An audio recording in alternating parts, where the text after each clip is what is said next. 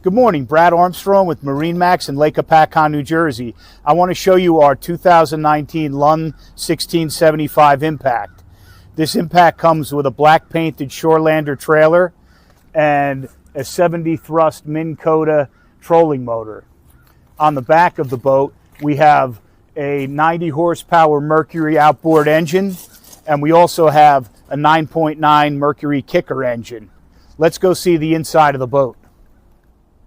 On the bow of the boat, we have a fishing platform with a pedestal fishing seat, and we have our 70 thrust Minn Kota trolling motor with foot pedal control. And on the helm, we have Humminbird fish finder. We have a kicker stereo system, swivel gray seats, and dual jump seats at the transom. Come down to Lake Hopatcong to see us at MarineMax, and we'll show you the boat.